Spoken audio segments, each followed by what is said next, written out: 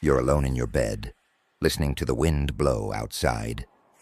Suddenly you hear footsteps dragging above you from the attic.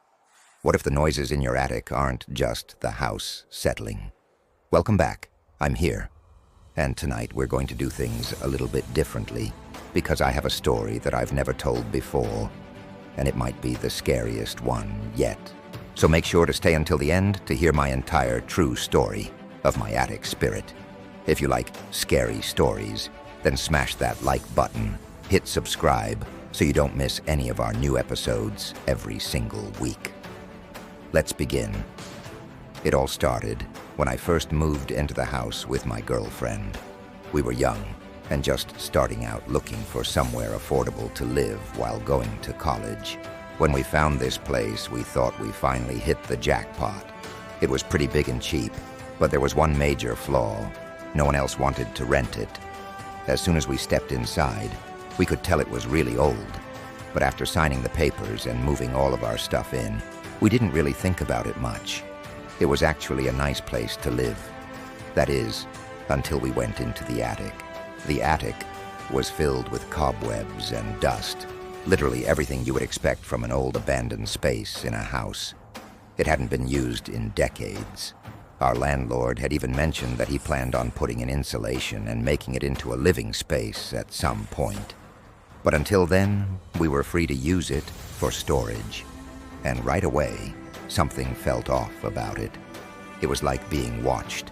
Whenever we walked up those creaky wooden stairs, a chill would run down my spine. Even though there was no air circulating up there, it was always freezing cold. That wasn't the only thing that was weird about the attic, though. Over the next couple of weeks, we started to notice other strange things happening. Doors that we had left open would suddenly be closed. Things that we had put away would randomly show up in different places. Then one night, we heard what sounded like footsteps dragging above us. At first, we dismissed it, assuming it was probably just the pipes or some other mundane explanation. But as the months passed, the noises continued. I was lying in bed one night when I heard heavy footsteps dragging across the attic floor above me. Then the sound of something heavy hitting the floor, followed by a loud bang. I instantly shot up in bed and stared at the attic door, listening intently. All was silent. Was it just my imagination? Still, I couldn't shake the feeling that something was up there watching us. And the next morning I went to check on it. I cautiously opened the attic door and stepped inside. The space was pitch black, so I turned on the light and began to inspect it. Everything looked normal. There was nothing out of the ordinary anywhere. As I made my way through the clutter, I couldn't help but feel a sense of dread wash over me. I mean, how could this harmless attic be haunting us? I tried to convince myself that it was all in my head, but the strange occurrences continued to escalate. One night, we were awoken by loud banging coming from the attic. My girlfriend and I sat up in bed, listening intently as the noise continued unabated. Then we started hearing what sounded like whispering voices. I grabbed my phone and shined the flashlight towards the attic door, but it revealed nothing.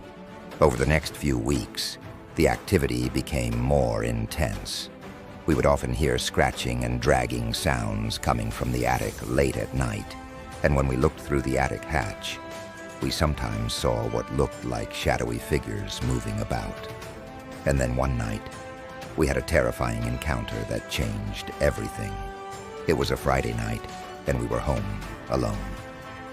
I was sitting on the couch watching TV when I heard a loud bang, followed by what sounded like footsteps running across the attic floor.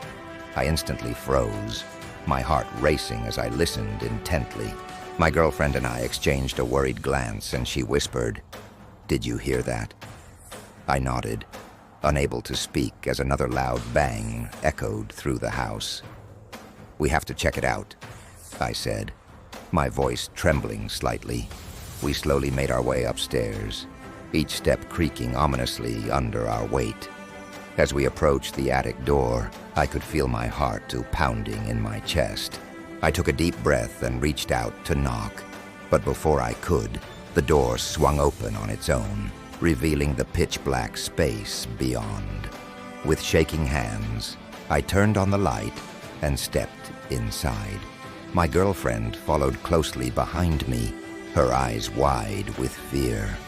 As we made our way through the cluttered attic, I couldn't help but feel a sense of dread wash over me. Then we saw it.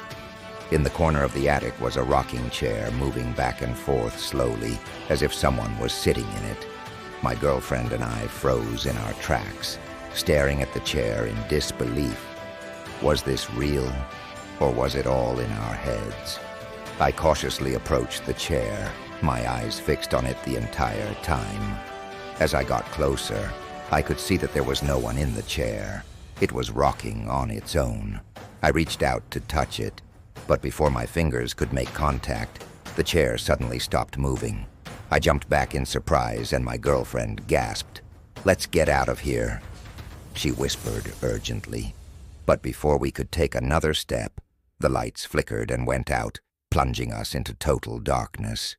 In that moment, I felt a surge of primal fear grip me. I stumbled backward, my hand reaching out to steady myself. But my fingers met empty air, and I fell to the ground with a thud.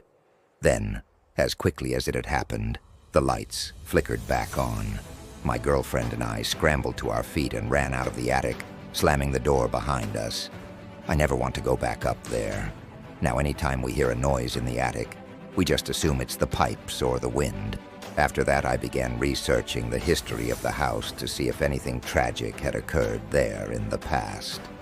That's when I discovered the previous owner had taken his own life in the attic. I also learned that a young girl had gone missing from the neighborhood years ago and was never found.